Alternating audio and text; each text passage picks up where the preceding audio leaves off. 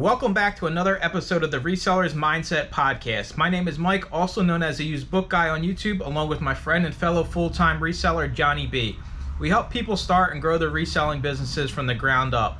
We also have a weekly Zoom call and private Discord for all YouTube members. Head on over to youtube.com/usedbookguy to join the channel and gain access to the full-length podcast, Zoom call, and private Discord today. Let's get into this week's episode. What is up, everybody? Welcome into another episode of Resellers Mindset Podcast. Mike next to Johnny, and over here to my side here, we have Mike. I'm not going to tell you what he is. He's a reseller, and he's kind of going to just take us away, what he sells, what he does, part-time, full-time. Is he making any money? So, Mike, welcome to the podcast. Appreciate you coming on this morning and hanging out with me and Johnny. Take us away, Mike.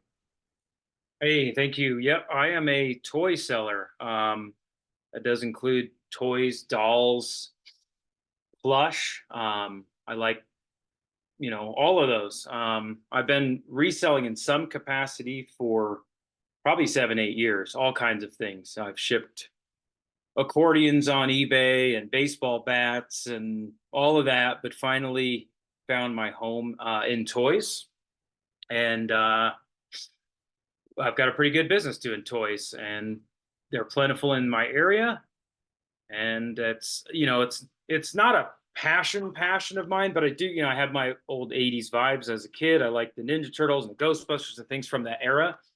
So it makes it a little bit more enjoyable than, like, say, laying out a shirt or a pair of jeans or something like that. So kind of a plus there. And full time. Full-time, eBay or Amazon? Do you sell on Amazon at all? I know a lot of people everybody's scared of Amazon, but what's that look like for you?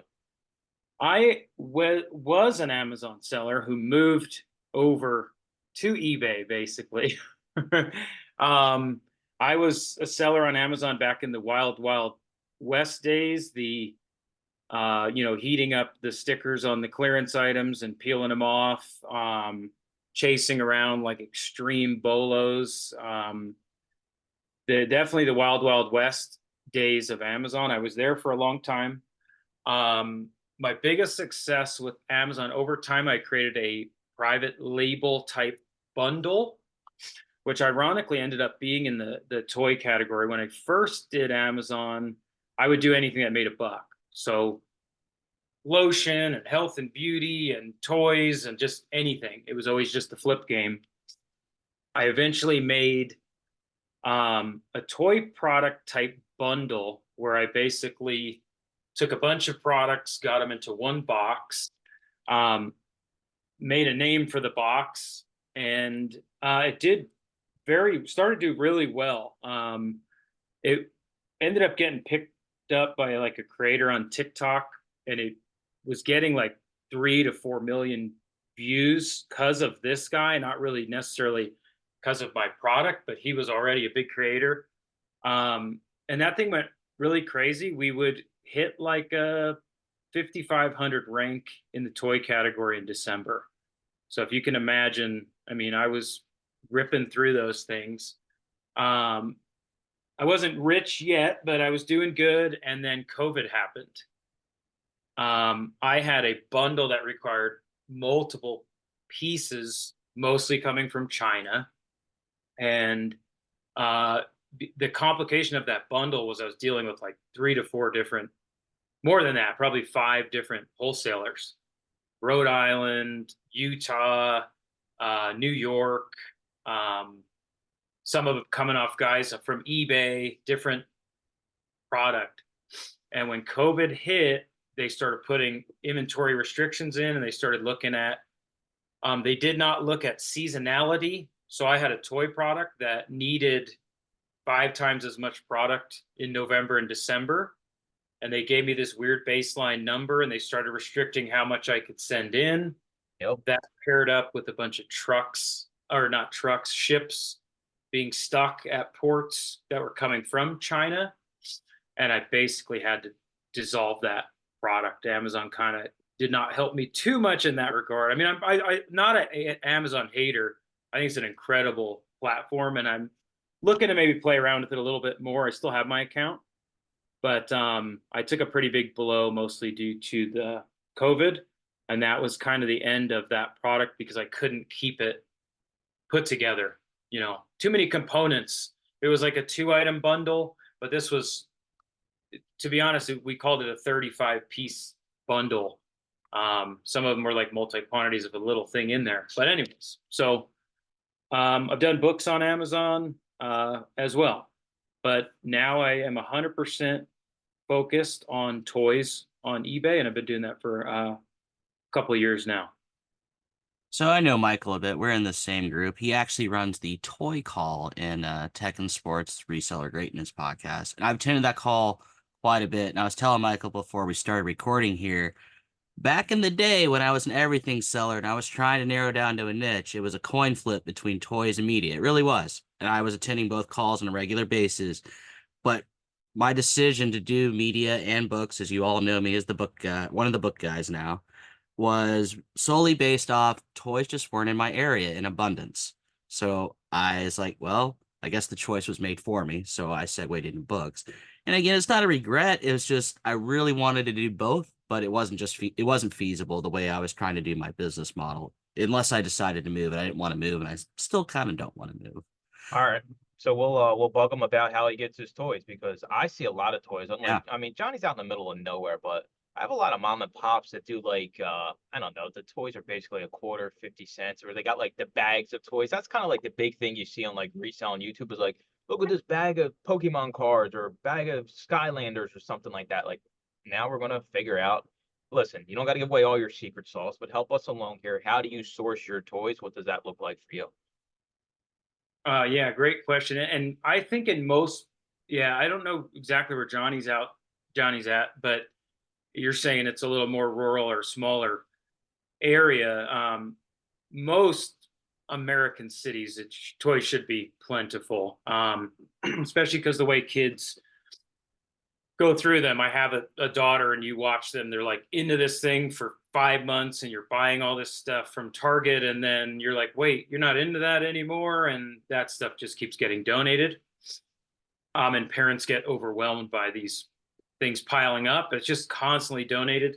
So yeah, the bags are fun. The bags are good. These bags that you'll see at Savers or Goodwill or whatever. Generally, not a lot of cohesiveness. There's someone in the back kind of piling things in bags, $3.99, $5.99. Because things are donated somewhat in a cohesive manner, sometimes the person will see like, oh, it's all dinosaurs that came in, and they will keep them kind of cohesive. So thrift stores is a huge yes, because when you're looking at one of these bags, you typically can identify a figure in the bag that's 20, 30, 40 bucks. And then you have all that extra stuff, which can be put into lots, or maybe you get 2 or 3 pieces in there. But the game with the thrift stores is definitely, you have to know your stuff. You have to kind of research and know what's good, or just touch a lot of stuff. And a lot of way I've learned is just by looking things up all the time. You can Google Lens through the clear plastic bag. It is a pain in the butt, but you can basically turn the bag around, stretch it out, and be like, what is this guy? And use your Google Lens and ID items through the bag. And then, check the solds on eBay and go, okay, this one guy's selling for 25 bucks. The bag is $3.99. And cool, I got all this other stuff. So that's one way I source, definitely, in that bag method. Most toy stores will have stuff that's just too big for the bag. So you'll go in the thrift store and you'll kind of scan the shelves. And that's always a faster, because you kind of, boom, you'll grab like a Briar horse will be up there because it's big. And those are quick snags. So usually like open shelves, once you get good and you've sold a whole bunch of toys, you normally grab things quick that are loose. Plush is kind of the same way. Just big items that you're shifting through and moving and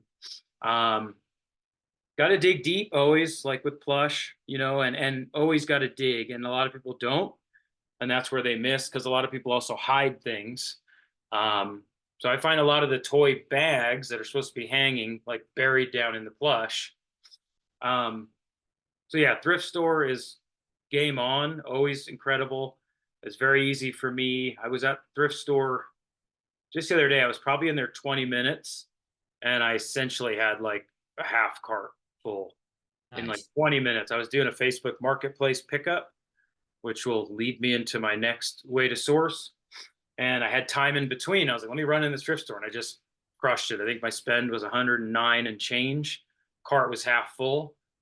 And because I practice and I do this a lot, it's a lot of just boom, boom, boom. We're not even looking at comps anymore.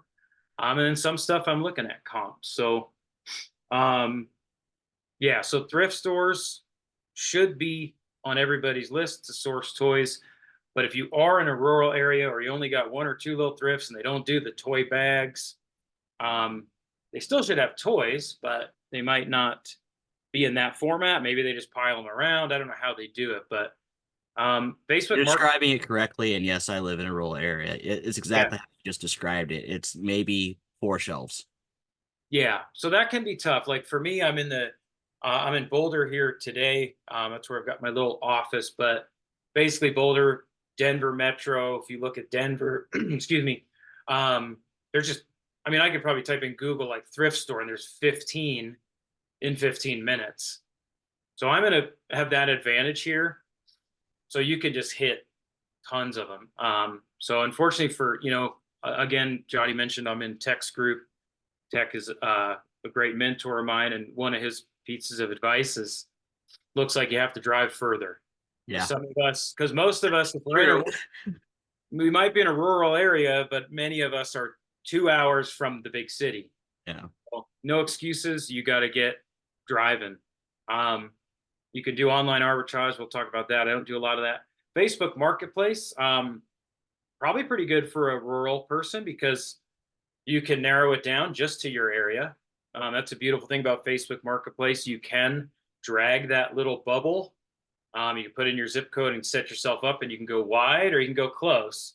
Um, I'll narrow mine down close when I know I have a lot of stuff to do, but maybe I want to jut out and I'll periodically look throughout the day. And I know, hey, if anything does pop up, it's something I can get to without destroying my day. Other days where I got all my listings done in my head, I'll go wide. Hey, today I could go an hour if something amazing pops up. Facebook Marketplace is absolutely incredible. The algorithm, I don't know what it is or how it works, but if you regularly search G.I. Joe, Ninja Turtles, all these terms, you can also save them and be notified. I don't really have success with the notifications, more so it just puts it in front of my face. So what to be successful, to truly be a successful like toy flipper, and if you want GI Joes and you want to turn like 200 into 600 kind of margins, and get like these huge GI Joe lots that are underpriced or Ninja Turtles, I personally think you need to be on this like every 20 minutes throughout the entire day. Those deals in this kind of area, they do not last. I had a Pokemon card, which I don't do a lot of, but this guy had like 100 pounds of bulk Pokemon card, and it was free. And I have a flea market vendor, which will go to flea markets after Facebook Marketplace. By the time I got to his house, which was about an hour period, he had told me he had 92 messages. Pokemon is a massively hot category, but usually if I'm buying GI Joes that are massively underpriced, there's already people backdooring me. There's already people offering more. If it's too low, you got to be fast and you got to be personable. I talked about it in the call. Like you have to separate yourself. If the guy's got a GI Joe lot for 200, it's going to be worth 600 in auction. How do you stand out? And it's a lot of it's just firm, clear. I have cash. I can come now. I can be there in 15 minutes. I can be there in 20 minutes. A lot of people lose out on Facebook because they're just sleepy. Like, oh, like, can I come after work or can you hold them till tomorrow? You can't I do got that. a great idea for you, Mike. So to Yeah, be yeah. more personable, you could do a photo shoot and dress up as a GI Joe one day, right? Then you can dress up as a Ninja Turtle. So when you message these people, you can be like, oh my God, I'm the biggest G.I. Joe fan. Look, here's a picture of me dressed up as a G.I. Joe or Michelangelo. Then they can't deny you at that point when you're sitting there in full G.I. Joe gear. I mean, then you're just in automatically. They don't even want your money. They're just like, come dress as the G.I. Joe and take it all. Yeah, no, those, and that's, I mean, that's probably a little exaggerative, right? But it's like, you're right. You gotta do something that makes this guy, okay, this guy's like crazy GI Joe guy. Like, I'll just let him have it. But I ironically said that to the one guy. I saw he had a post for GI Joe, and then I kind of looked through his other posts, and he had like a Star Wars post, and it had some kind of corny like "May the Force be with you" at the end of his like. And I said, okay, this guy's kind of got a little sense of humor. So I was like, as soon as he started saying like, well, what will you offer? I was like, what do you mean? Will you offer? The ad says 125 or whatever it was. He was already getting like trying to put me in a bidding war. I was like, what will I offer? And I kind of joked. I said, well, I'll offer what you asked for, right? Isn't that what the price is? And I said, look, if I get it for that price, I'll find a pair of GI Joe boots and put them on and wear them on over, or something weird like that. And it made him kind of chuckle. And he goes, oh, it's too hot for boots. And like, that was it. The deal was locked. So sometimes you got to say weird stuff. I leverage my daughter. Like if I'm trying to get 100 Littlest Pet Shops, I might not white lie much, but I'll say, my daughter and I will be there at noon. I mean, that helps, right? Because it's easier than being like, this 40-year-old guy's going to come over, and resell these tomorrow for 3 times the amount. So that little leverage can help. But being human and being fast, and I just don't think people always get that with Facebook Marketplace. They're real sleepy. Oh, will you do, the GI Joes are already $400 underpriced, and someone's going to message, well, will you do 100? That person's doomed, because whatever the asking price is, I'm going to pay. If you're telling me, which unfortunately this guy was, like, someone already bid this, a lot of times I'm annoyed by that. I might play the game a little. Look, I'll go 250. I was just trying to pay what you're asking. I'm a man of my word. I guess I'll go up for you, but yeah. So Facebook Marketplace is huge, and generally what happens is you'll open your phone and the biggest and best deals, in my opinion, I've done this thousands and thousands of times in all reselling categories. It'll just be in front of your face, like magic. I mean, so I save all my searches, so they're frequently saved, and I always type in and look for things. But every time I almost ever get a good Facebook Marketplace, it's just picking up the phone, going to the market, and it's like, I don't know, these phones do listen. I mean, that's proven, they listen to you. But it's somehow the algorithm works really great. So right now, Littlest Pet Shop is really hot. GI Joe, Ninja Turtles, and that's usually what happens. I pick up my phone, and the best of the best price and deal is right there. But a lot of times, if I'm 30 minutes late, I'll message the person and I get that response: pending, sold. Someone to beat me to it. Flea market, incredible as well for toys. We talk about this in the other group a lot as well. You get a lot of like weekend warriors, or people who are either down on their luck, or they're moving, or they're like, we just got to get rid of this crap. Those people are going to not research a ton or price it. They're just, we're moving this stuff everywhere. Let's just bomb it at the flea market. And you can get some really incredible deals from vendors that are not consistently there. They're there for one time the whole year, and you catch them there with their giant tub of Ninja Turtles, and you say, how about $100 for everything, or there's like vendors. I have a vendor that I built a relationship with. I have a couple of them, but one primarily that sources all week at the thrift stores. That's what they do. They buy those bags for $3.99, and then they dump it on the table and they say $2 a figure. And that's their business model. All the action figures go over here. These are 2 to 3. All the little tiny little people are $1 a piece. And they make an incredible amount of money going to thrifts all week, organizing it nicely at the thrift store, and marking it up. But there's still enough margin for me. Same topic we talk about with in the other group as well, is just, you don't beat people up a lot if you want to build a relationship. There's a guy that has some sort of action figure you like and he says 5 and you're very profitable at 5, don't ask him for it for 4 or 3. Just buy it. That always rubs people wrong. I mean, there's no way it. Maybe if you're going to buy 100 items, then you can say, hey, if I buy 100 action figures, would you throw me a little deal? That doesn't annoy people. But when they hold up one item and you're already beating them down. So I had built a relationship with them by just not being a pain in the butt, just paying what they asked and showing up all the time.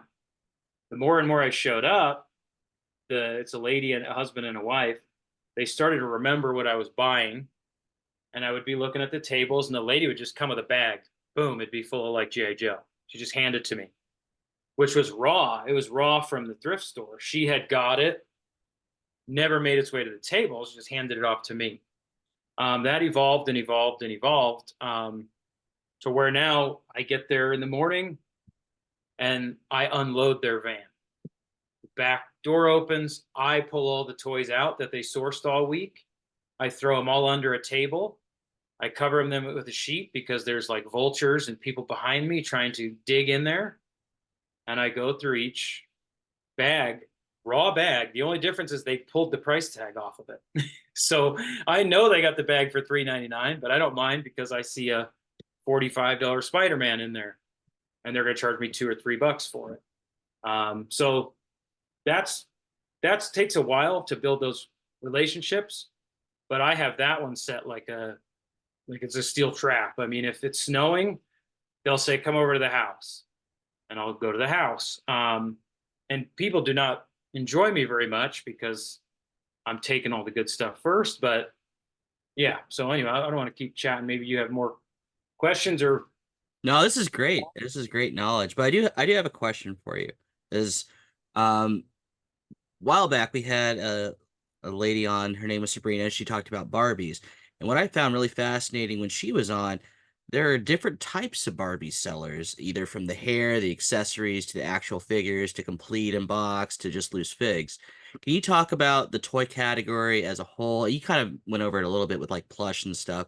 How many different subcategories of toys are there for people to dive into? It's massive, and it can be Right. really detrimental.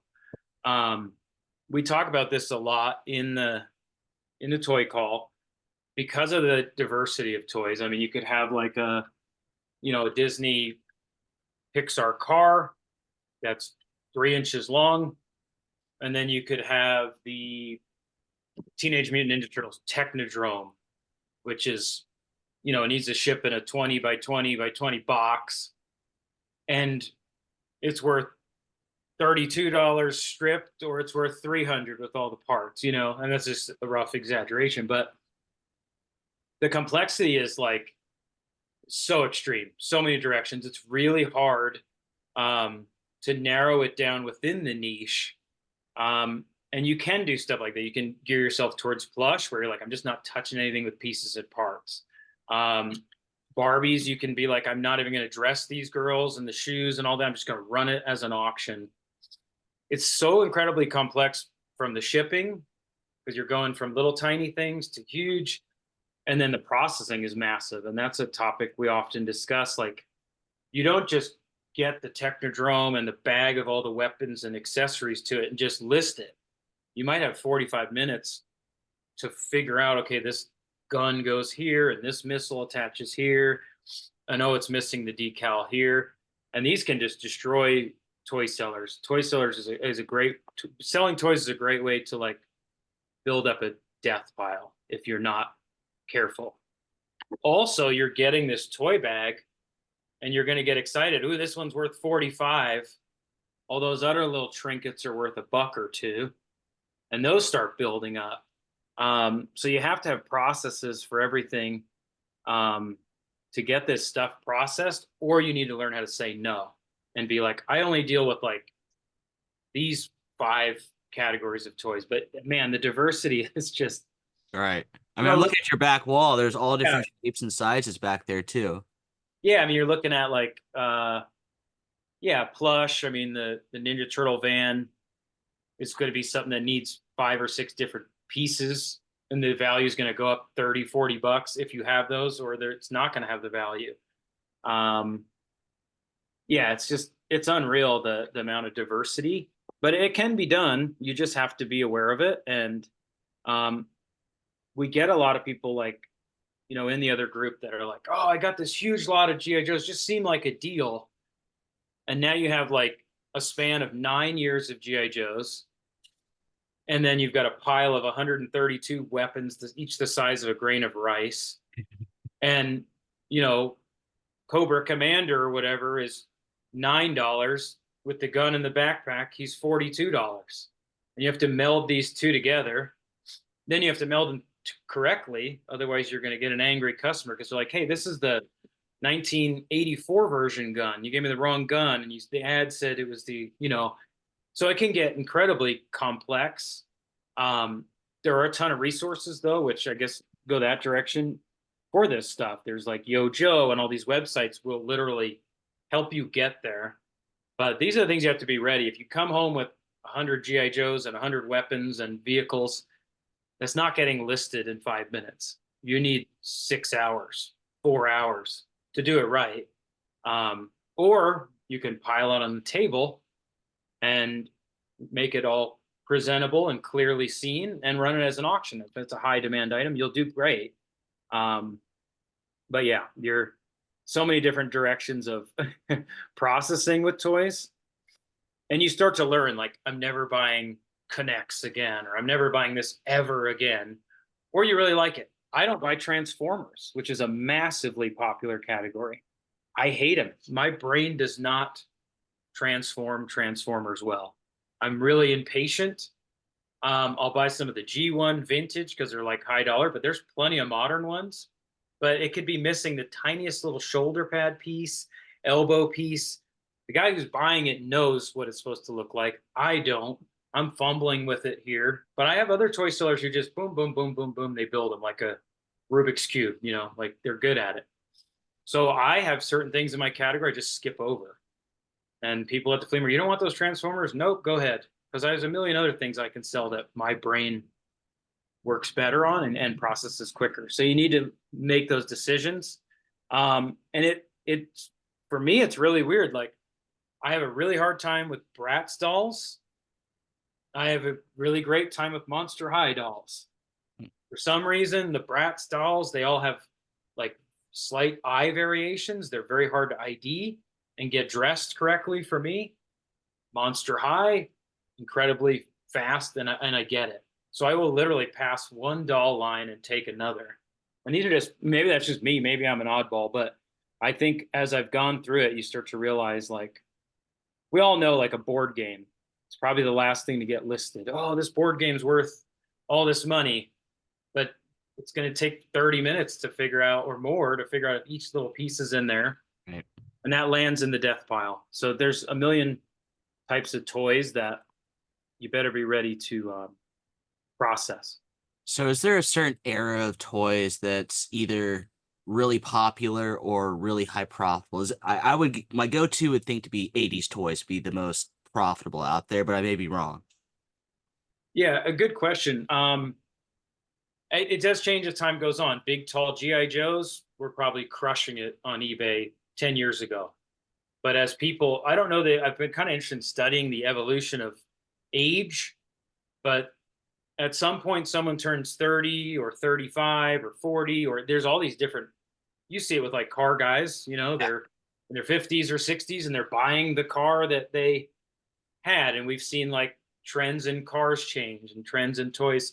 I would say right now the 80s and 90s is massive. And one way to learn about toys is just to go to Target or Walmart and walk the aisles and see what's out there. And you'll see Transformers, Ninja Turtles, Ghostbusters, all this stuff being remade. They're making almost every single Ninja Turtle practically that was made in the 80s is in Walmart right now, which you also have to be careful about. There's a new version now, same exact toy. The date is different. I can tell the plastic difference by looking, but you could get caught up if you're like, oh, a bunch of vintage Ninja Turtles, and they're all $9.99 right now at Walmart, brand new, with all the weapons. Do you think Uh, that's attributed to like media, like with they're remaking the movies, like new yep. Ghostbusters, new GI Joes? Does the movie industry impact the toy industry on a massive scale? I think it does, and I think that is always it's always been kind of a scheme, I think, of the movie industry in a way. Not really a scheme, but they knew Garfield was always popular or whatever. So we could just it made money once, make it again. And that's why they keep, I don't want to say they're not creative, but they've seen all these properties do incredibly well. So they just keep everything's been out. Pink Panther and Garfield and just over and over. Yeah. So toys see that same cycle for sure. And then eventually, Ninja Turtles will be like the tall 12-inch GI Joes, or like Depression Glass. Depression Glass, or all these things that like were super hot. They're done. Like you can't sell a piece of this whatever pottery or glass 10 years ago. So you have to really be up on the trends. I'd say 80s and 90s is very safe for now. We'll see how the impact is of all the modern reproductions of those, if it really affects it. I still feel like most of my buyers are wanting like the old original Stink Bug from Ninja Turtles with his weapons, even though you can get him at Walmart. Looks exactly the same, exact same way. I mean, but if you feel it or you look, you can tell it's modern to an extent. But I don't think that will hurt it. I think it's kind of recharging it, and they're not making every figure, so that kind of helps. But a lot of my business is modern stuff that gets lost. And the biggest way I should expand into this, I win is not being the GI Joe guy, the Ninja Turtle guy, the He-Man guy. Because when I'm at the flea market digging, there's always a guy over my head behind me, and he's got 3 items in mind: GI Joe, Ninja Turtles, He-Man. He knows nothing about Paw Patrol. He knows nothing about Peppa the Pig. He knows nothing about I don't know, another modern line that was on Netflix 4 years ago, 3 years ago, 2 years ago. The biggest bolo I always talk about in the I even hate to share it, but why not share the love, is the Peppa Pig potato guy. He's like $40 with his hat, but it's a plastic toy from 5-10 years ago or whatever. Peppa Pig's still airing right now. And in the toy category, $40 is pretty good, 30-40 bucks, because your buy cost is like a quarter, 50 cents, a buck. But that one potato, he has to have his hat. The hat falls off. He's got to have the hat. He's only like 20 without the hat, but it's like a $40 figure. I've sold like 9 times. And every single He-Man guy and Ninja Turtle guy and vintage guy, never looking for Peppa Pig. It just doesn't register. So when I buy, my toys are from 1975 to 2024.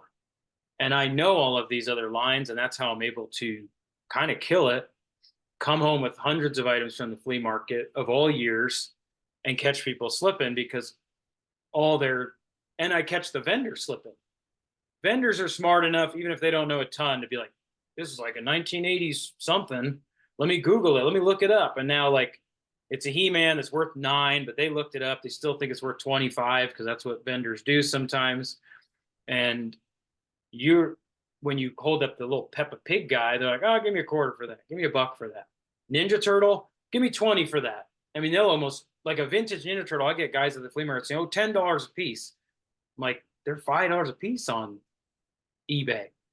Unless you get all the weapons and get them complete, then we start seeing the price. But that's a huge advantage I have, and I would encourage anyone who wants to sell toys to learn the new stuff.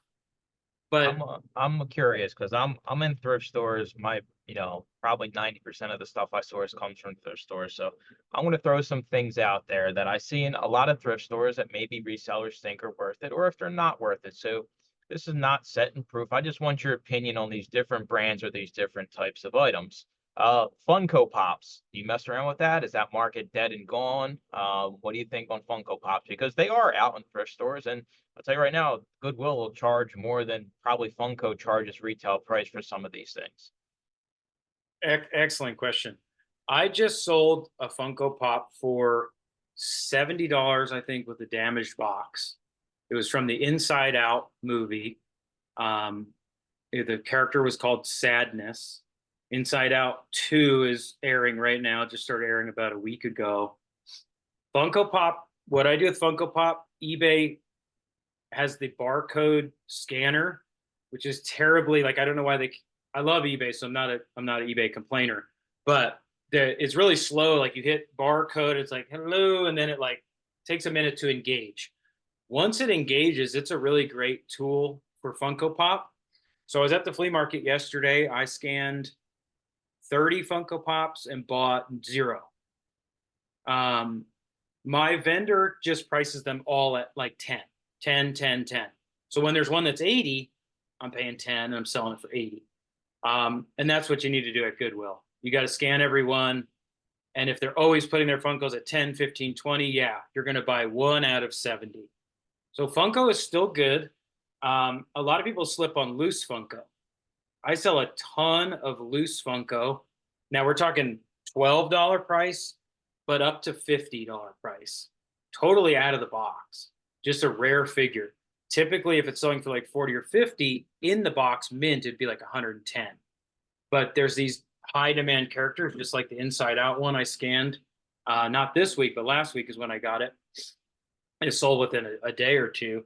So yeah, use the barcode app is my personal recommendation on eBay. If you're an eBay seller for Amazon, I can't totally help you with that, but you like anything, look it up. But yeah, Funko Pop, great question. Beanie Babies, Beanie Babies, Beanie Babies. Beanie Babies, I don't touch them. Come on, dude. I sold Beanie Babies probably about a year ago. I sold the 3 chipmunks from Alvin and the Chipmunks. I Yeah. paid like 99 cents a piece, and the set sold for $50. I'm not saying I'm going to put out a Beanie Baby course, but there is a chance. I have sold them and I've made some money. I'm an optimist, so I agree with you. I put them in the Transformers category for me.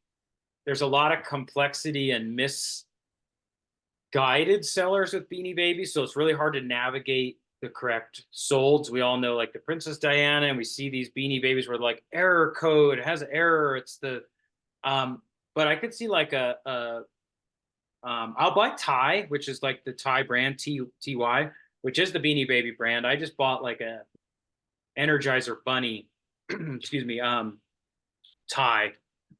So it's kind of like a Beanie Baby, but it was like $1, and it wasn't even, it's not a high seller, but it's just such a prominent character.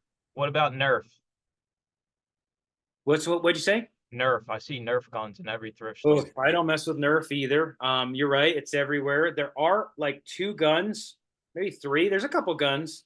There's one big gun that's really expensive, but you have to have all the parts to it. Beanie Baby's just hard to navigate. So I want to stay on that for one more second, and then I'll go to Nerf.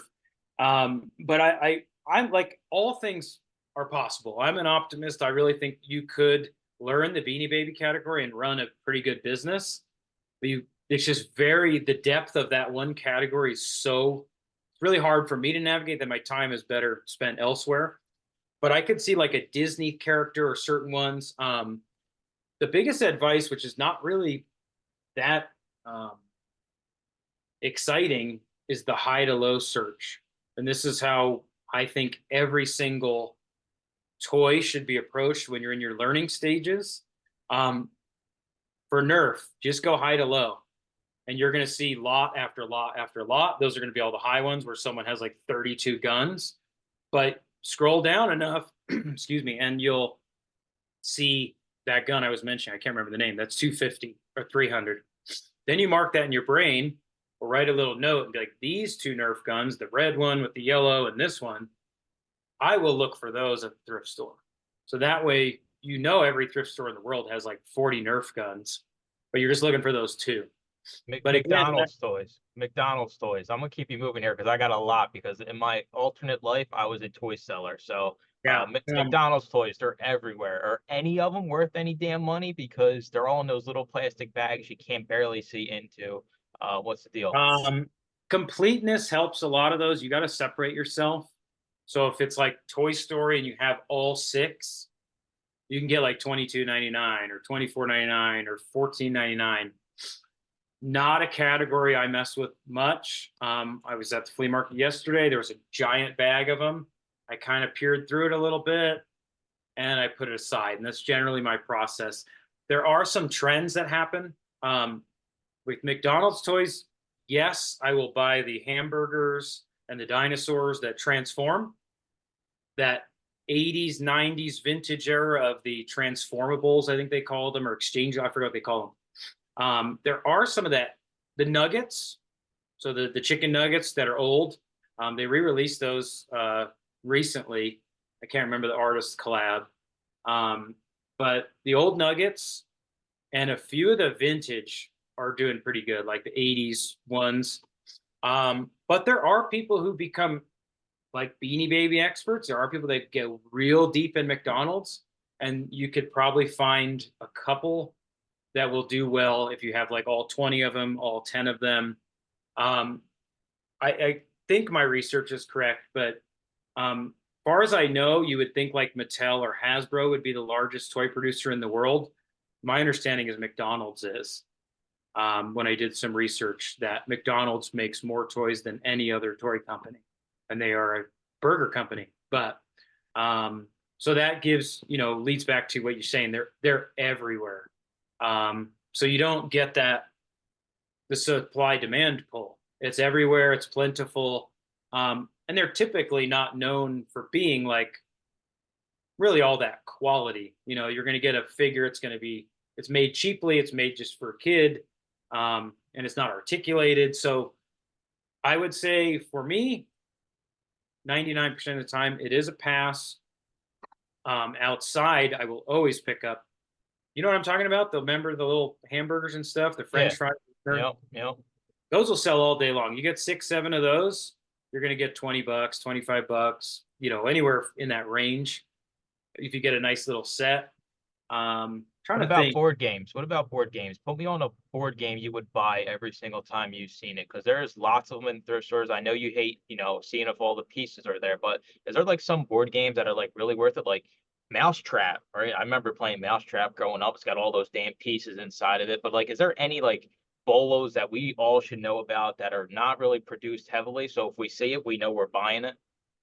There's a whole bunch, and that we did some calls in the past, and again, it's not something I buy very often due to the complexity of processing and not being quick. Once you try to get to putting 30 items up a day on eBay, those things can really throw a wrench.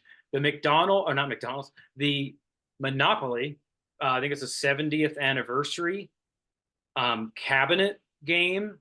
It's wood, really identifiable. It's like this thick, and it has drawers that pull out that are wood, so it's almost like a cabinet.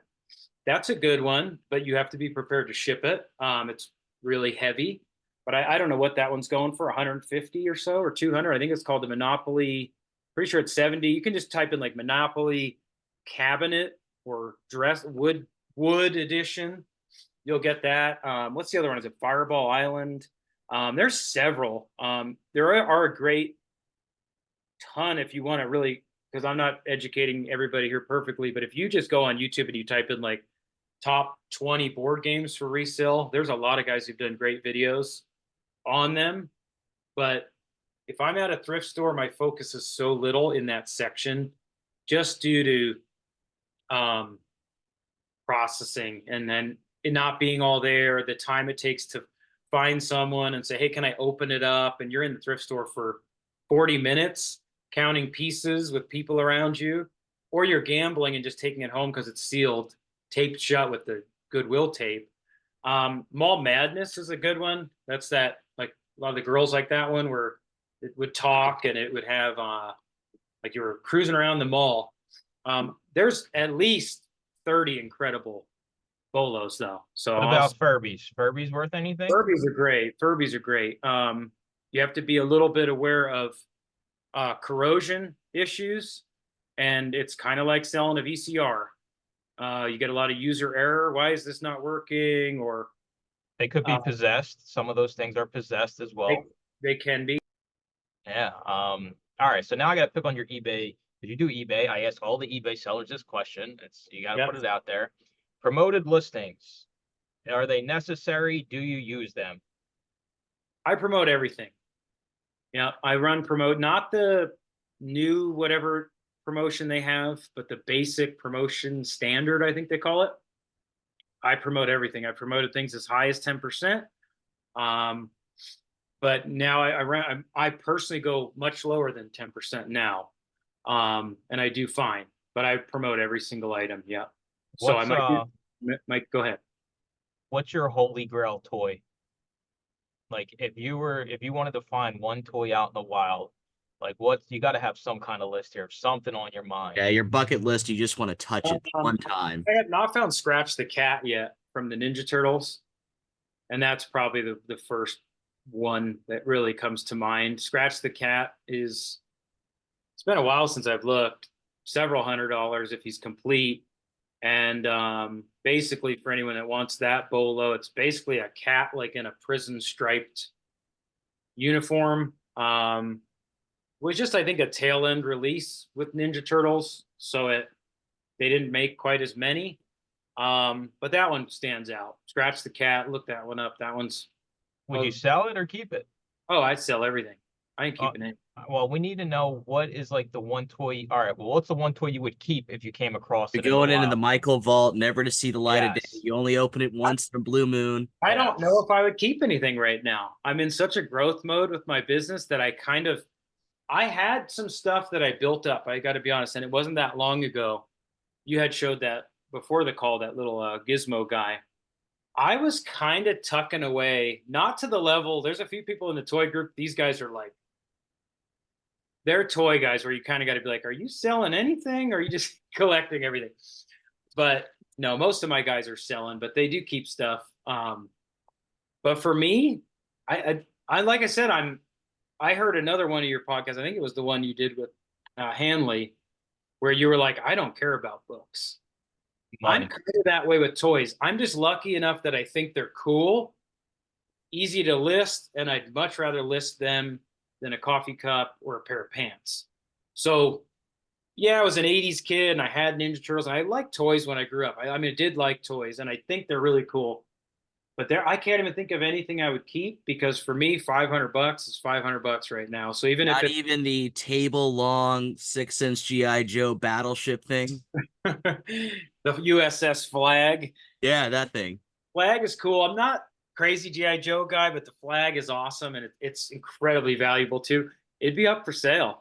Right. The only reason I would keep something, and I'm sorry to be a party pooper, but I'm selling everything, man. I'm selling everything. He's in it for the money. I love it. I'll look at it for like a week and be like, this is awesome, but it's going up for sale. So yeah, like, but Scratch the Cat would be probably the one that I would get and be like, hold it and admire it for quite a while. And then I'd be listing it. But I will say this, as I built up that little pile and I was kind of organized, this little, I mean, it was like 40 items that were just kind of like the gizmo, like, oh, this is from when I was a kid. But one day I came in the office and they were displayed all beautifully. And I said, you know what? I'm just listing this crap. I said, you know what?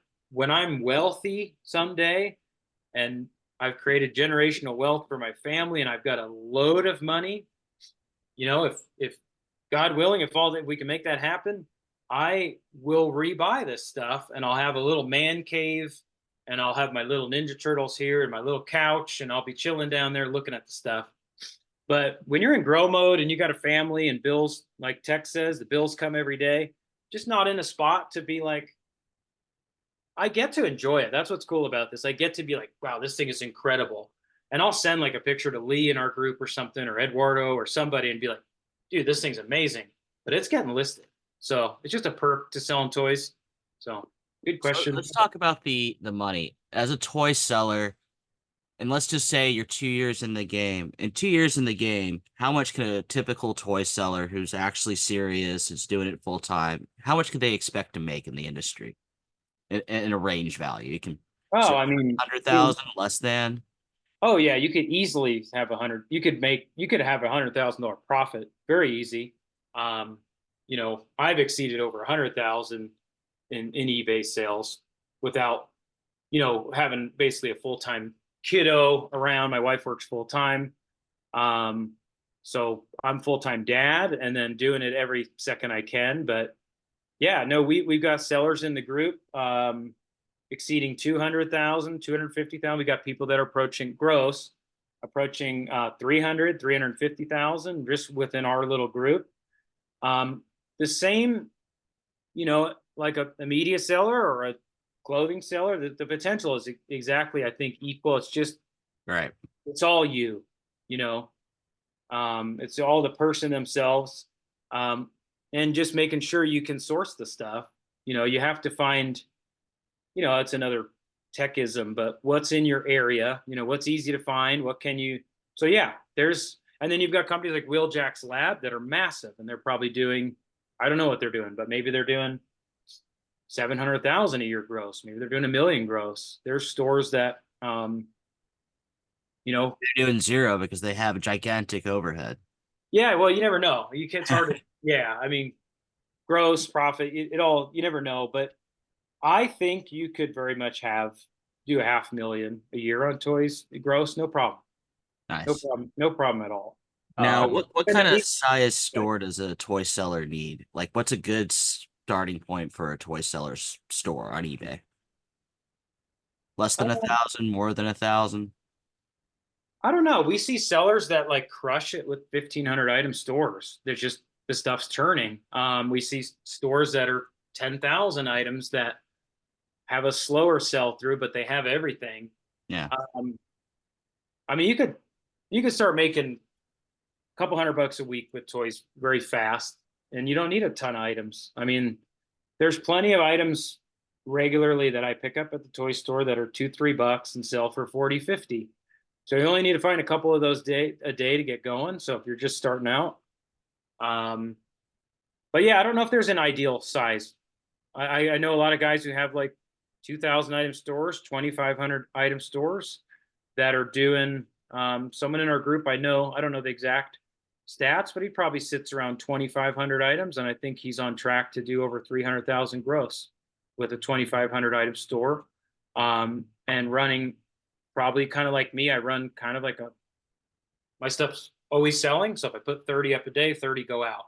And that's how a lot of these guys that have like a 2,500 item store, 30 are going up, 30 are going out. And store's not really growing, but they're still producing upwards of like 300 grand. What about best offers? Yep. A lot of times I do follow a lot, Tech's a big mentor of mine. And I think, and tech or not, if eBay's telling you or providing these tools, I think the more that we can use those, there's a reason why eBay has created it. And I think the algorithm is going to favor listings. It's just my theory that have a best offer. I was recently invited into the advanced seller program or whatever it's called. Yeah. A lot of people were like, that's just a game by eBay to like sell you promotions. So far, it really has not been. I can't get the list from the lady. I tried to get the list because she keeps talking about the 28 or however many points to be optimized on eBay. And because I was doing buyer groups, because I was doing newsletters, because I was doing markdown sales, because I was doing best offer, because I was doing 60-day returns, all of these things, from what I'm understanding, I'm having a Zoom call every week for I think 6 weeks with an eBay rep. Because that was like a techism, is do all the things all the time. Tech always said like, I'll pay 10% promoted to earn an extra $1 million in sales. So I think it makes sense that if the tools are there, they're gonna benefit the algorithm and allow the customer. Maybe a customer's on the fence, and man, I would love to do that for 80, and you're at 95 and you don't have best offer on. But good question. With best offer, I think you can pull it off some listings. Occasionally I'll play the game where a few items I'll put up and I'll be like, this thing's worth 100. There's 4 of them in the market. I'm priced a little bit lower than the other couple guys. I'm just turning off best offer. One change I've been doing on some of my lower priced items, let's say it's like a Briar horse and it's $12.99 or $10.99. let's say everyone in the market's at $13.99 and I come in at $10.99 or $11, I'm beating the entire market. Occasionally on those, I'll turn off best offer on really low priced items because I'll beat the market already. So I'm like, they should choose me. I have an active 15% to 25% coupon 24/7. So if I'm $10.99, $11.99, the highest for the other people are $13.99, I've got my coupon they can use. I'll turn the best offer off. So I have been experimenting on lower stuff because you'll get killed. If it's $7.99, all of a sudden your offers come in. So I think if you're going to turn best offer off, you should be very priced to sell then. The last Zoom meeting you're gonna have with eBay, they're gonna try to sell you a timeshare, I heard. You're gonna be like, well, this is our 6th meeting. Now we got Mike reeled on in, and he's gonna buy the eBay timeshare somewhere in the Bahamas. Yeah, some sort of pyramid scheme thing is coming for sure. I guess we'll wrap it up here. I'll let you give final thoughts on the toy category overall, and if somebody's looking to get into toys, maybe some, I don't know, boost of confidence that this business is possible, it still exists. And yeah, you can have final thoughts here, Mike. Yeah, I think it's a phenomenal category. Thanks for having me on. I truly appreciate it. I know I'm quite a talker, so hopefully there was some value out of all of my yapping. There was so much value in this call, and I feel like we need to have him on again at some point because he For just sure. wants to share. Yeah, and I don't got to talk the whole time. I like when people talk. I know. It Makes our job so much easier when the guest does all the talking. It's great. Yeah, go good, because that's I get going. I got my coffee here, and so yeah, toys are you can like I said, I know several people personally that are doing hundreds of thousands gross, and I know them well enough to know they're making a lot of profit on that gross. Toys are plentiful, toys are everywhere, and a lot of people don't understand the value of them. And the more you can stretch yourself away from the common, like we talked about Ninja Turtles, He-Man, all that stuff that's like really known, you'll do a lot better because people will price the more modern stuff or the stuff they don't know cheaper. So make sure you learn. I see a real big pattern with toy sellers of like, they're very narrow focused to like vintage and G.I. Joe and all the stuff that's popping up on YouTube and the YouTube videos. And they're missing all of these like modern lines. But yeah, the category is great. Toys are everywhere. And typically you could have a much better buy cost than a lot of other categories. Maybe not as low as books, guys, but toys is one of the low ones. We appreciate all your insight today, Mike. And this is Gizmo he was talking about, and Gizmo is pissed off that Mike would sell him for $30. Gizmo, I will never sell you for $30. But I'm the same way with books. I'll sell any single book. If you're interested in more about toys, he hosts a toy call, and of course, Tech and Sports Group. We have a lot of Tech and Sports.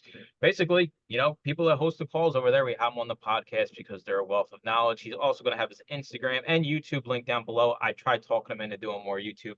Maybe he will come around to the thought of doing more YouTube. But Mike, thanks for coming on this week's episode, and we'll speak to everybody in next week's episode. Thank you, Mike and Johnny. Appreciate it. Thanks for listening to another episode of the Resellers Mindset Podcast. Today's full episode and all previous episodes are available to all YouTube members, along with the weekly Zoom call and private Discord. Head on over to youtube.com/theusebookguy and consider joining for as little as $2.99 a month.